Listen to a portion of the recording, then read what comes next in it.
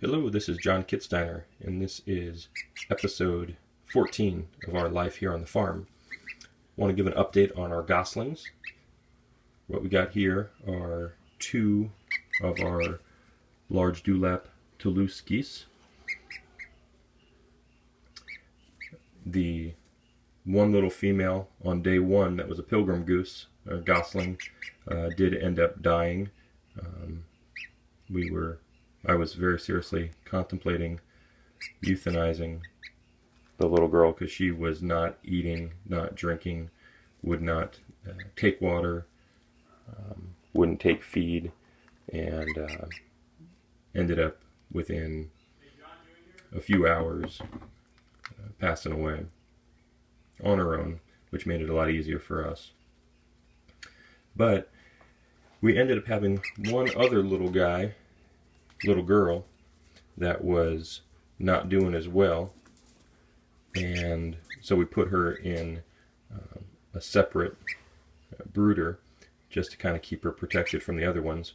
And what we realized was that she was not eating at all. She was drinking, which was good, but she was just walking up to the feed dish and kind of making the motion of eating. So if you weren't paying attention, you'd actually think she was eating. But then I started watching her because she was a lot smaller than the others, and I realized she was opening and closing her mouth about an inch above the feed and was never actually eating anything.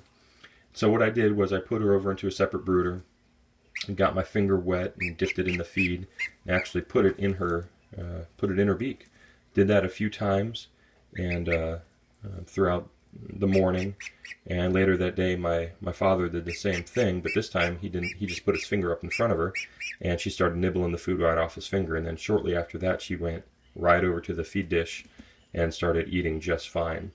And she's still, I mean, as you can see, dramatically smaller than her siblings.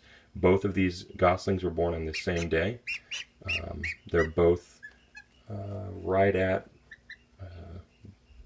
6 days old, and you can see the size difference on when you've got a gosling that's eating regularly from birth, or from the start. I shouldn't say from birth, but from the start, and one that had a bit of a delay.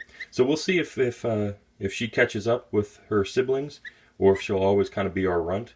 She will obviously not be one of our breeders, but that doesn't mean that she still can't contribute to our life here on the farm. So that's it. Update on our goslings. This is John Kitsteiner, Bulls Gap, Tennessee.